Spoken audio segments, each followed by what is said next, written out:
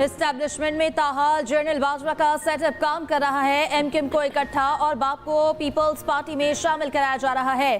Chairman PTI Imran Khan ने इल्जामात की एक और पिटारी खोल दी। कहा, नए आर्मी चीफ से अब तक कोई राब्ता नहीं हुआ।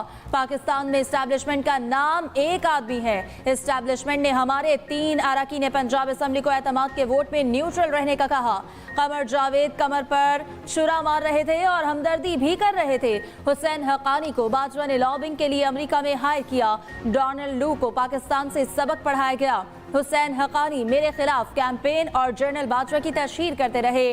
बाजवा ने आखिरी मुलाकात में मुझे प्ले बॉय कहा। जवाब दिया, हाँ प्ले बॉय रहा हूँ। ऑडियो लीक से अपनी नौजवान नस्ल को क्या पैगाम दे रहे हैं, असम्बलियों में जाकर क्या करेंगे। ये भी कहा कि बिलावल भुट्टो को अफगानिस्तान के बारे में कुछ पता नहीं। मौजूदा अफगान हुकूमत के साथ बेहतरीन ताल्लुकात थे।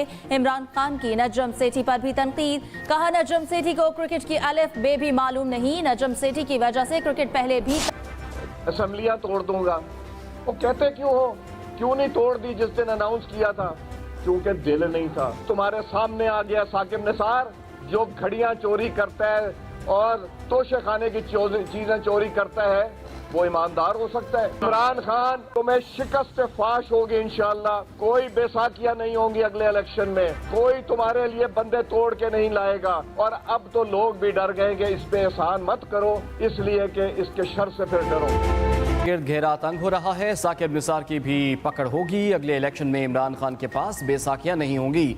अयाज सादिक की नॉन स्टॉप तनकीद। कहा, चौधरी परवेज इलाही भी इमरान खान से खुश नहीं होंगे। परवेज इलाही के लिए एतमाद का वोट लेना अब मुश्किल हो जाएगा। चैलेंज दिया, कौमी असम्बली से इस्तीफे देने हैं तो लिख कर दो। जब इस्तीफों के लिए स्पीकर ने बुलाया तब नहीं आए। एक तरफ अमरीकी साजिश का राग, दूसरी तरफ अमरीका की मिन्नतें। इमरान खान मोहसिन कुछ है। इस्टेब्लिशमेंट न्यूट्रल हुई तो इमरान ने बाजवा पर तनकीद शुरू कर दी। क्या कोई इमरान खान पर एतबार करेगा? सदर मुमलिकत ने इस्लामाबाद बल्दियाती तरमीमी बिल बगैर दस्तखत वापस कर दिया। ऐवान सदर से जारी बयान में कहा गया कि बिल से बल्दियाती इंतखाबात में मजीद ताखीर होगी। वफाकी हुकूमत के इक़दाम से इंतखाबी अमल में दोबारा ताखीर हुई, जो जमहूरियत के लिए मुस्बत नहीं। वफाकी हुकूमत के गलत इक़दाम की वजह से बल्दियाती इलेक्शन नहीं हो सके। पोलिंग की तारीख के ऐलान के बावजूद वफाकी हुकूमत ने यूसीज की तादाद बढ़ा दी। मौजूदा बिल का सेक्शन 2 इस्लामाबाद 125 यूनियन काउंसिल्स का जिक्र करता है। की ये जिम्मेदारी है और साथ साथ सिंध की सूबाई हुकूमत की कि वो 15 जनवरी से पहले असर 9 हल्का बंदियां की जाए। लेकिन अगर ये मसला हल होता हुआ नजर नहीं आया तो फिर हम मजबूर होंगे डिलिमिटेशन को सही करवाने के लिए और इस प्री पोल रिगिंग को खत्म करने के लिए सड़कों पे आए, एहतिजाज करें और अपनी बात लोगों तक पहुंचाएं। और पीपल्स पार्टी में दरार, मुत्तहिदा की हुकूमत से राहें जुदा करने की धमकी। मुतालबात सिंध हुकूमत के सामने रख दिए। 15 जनवरी से पहले कराची और हैदराबाद में नई हल्का बंदियों का मुतालबा। बल्दियाती इलेक्शन में प्री पोल धांधली का इल्जाम, एहतजाज की वार्निंग। एमकेएम राब्ता कमेटी की बड़ी बैठक। मीडिया से गुफ्तगू में खालिद मकबूल सिद्दीकी बरस पड़े।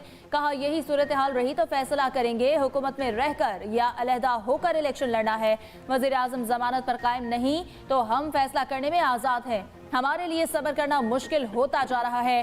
15 जनवरी से पहले मसला हल ना हुआ तो आवामी राय हमवार करने पर मजबूर होंगे। पीपल्स पार्टी को कभी शहरी इलाकों से नुमाइंदगी नहीं मिली। आप ये मैंडेट सिर्फ चुरा कर ही हासिल कर सकते हैं। इन हल्का बंदियों पर आवाम कभी इलेक्शन कबूल नहीं करेंगे। राब्ता कमेटी इजलास में अरकान ने कहा कि पीपल्स पार्टी को हल्का बंदियों के जरिए शहर पर काबिज नहीं होने देंगे। एमकेएम और पीपल्स पार्टी में इख्तलाफात ख़त्म कराने के लिए वफाक सरगर्म। दोनों जमातों का मुश्तरका दोस्त मैदान में तहफ़्फ़ुज़ात दूर करने की कोशिशें। वफाकी हुकूमत के नुमाइंदगान का आसिफ जरदारी से रब्ता। एमकेएम के तहफ़्फ़ुज़ात दूर करने की दरख्वास्त। बताया, एमकेएम नई हल्का बंदियों के बगैर बल्दियाती इलेक्शन नहीं चाहती। उधर मुत्तहिदा ने पीपल्स पार्टी के रवैये की शिकायत वफाकी हुकूमत से भी कर दी। गवर्नर सिंध कामरान टिसोरी कहते हैं, शहबाज शरीफ से 3 मुलाकातें हुई। वज़ीर आज़म को बताया MKM गिला कर रही है। पीपल्स पार्टी मुआहदे पर अमल दरामद नहीं कर रही।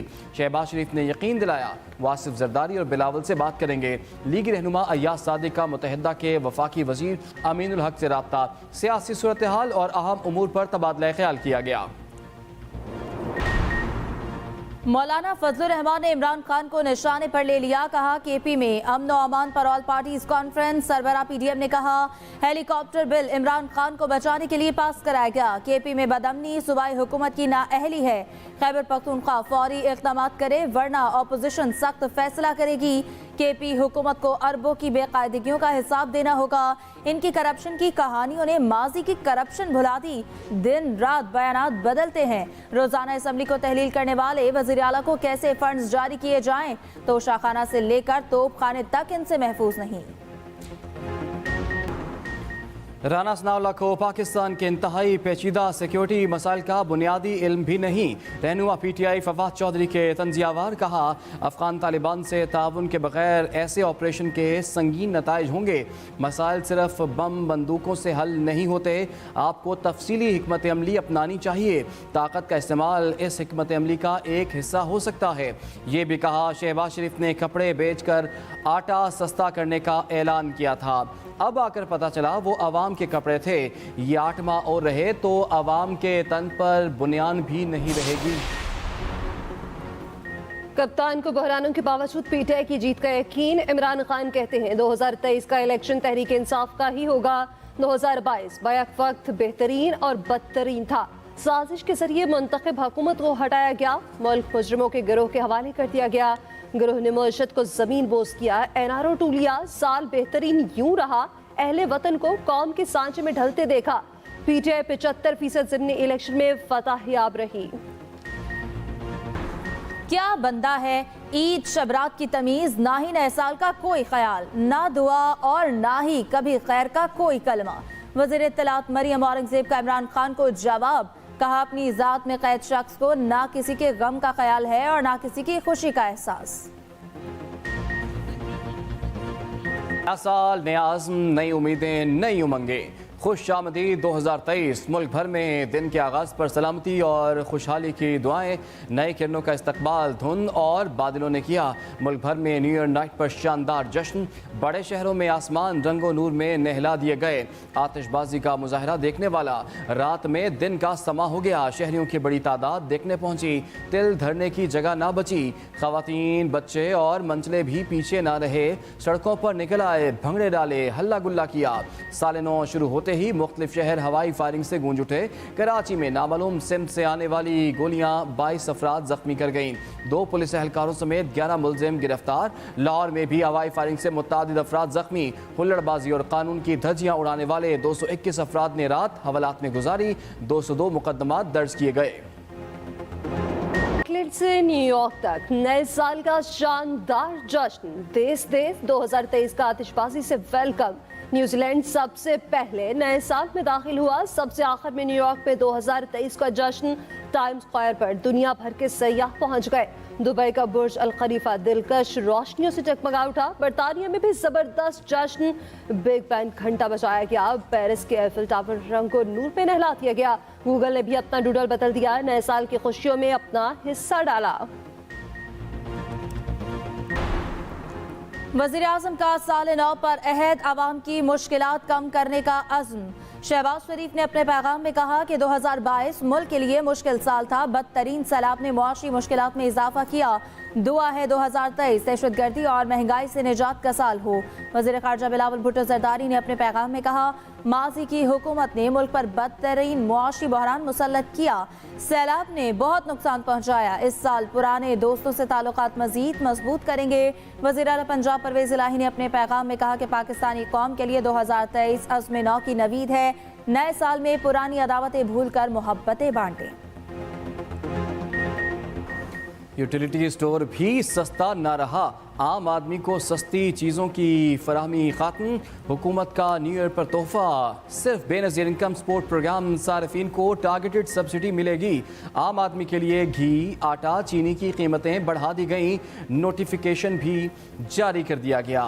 घी 75, चीनी 19 और 10 किलो आटे का थैला 248 रुपये महंगा। रावलपिंडी में सरकारी मुलाजमतों का झांसा देकर शहरियों को लूटने वाला नौसरबाज गिरोह गिरफ्तार। खुद को वज़ीर आला का प्रिंसिपल सेक्रेटरी जाहिर करता था। 2000 शहरियों के साथ फ्रॉड किया। थाना कैंट की हदूद से नौसरबाज को पकड़ा। साल का पहला मुकदमा भी फ्रॉड ही के खिलाफ दर्ज किया।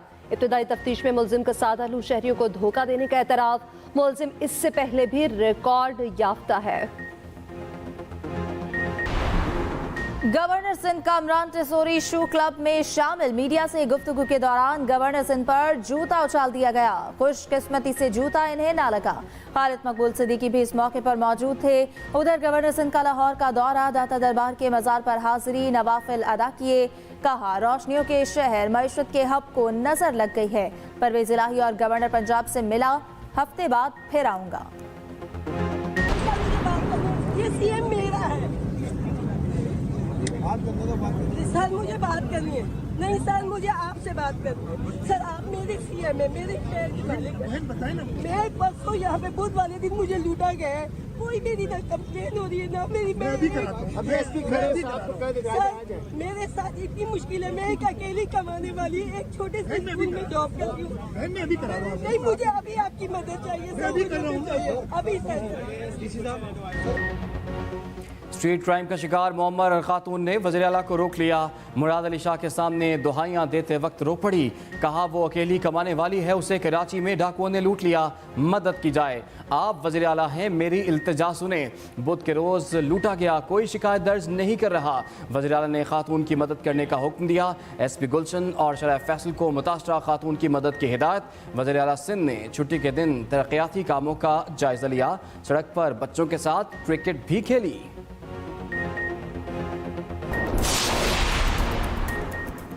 चीन में कोरोना बेकाबू। ऑस्ट्रेलिया ने चीन से आने वाले मुसाफिरों के लिए कोरोना टेस्ट लाजमी करार दे दिया। 5 जनवरी से आने वाले चीनियों को कोरोना मनफी टेस्ट दिखाना होगा। मराकश ने भी 3 जनवरी से चीन से आने वालों पर पाबंदी लगा दी।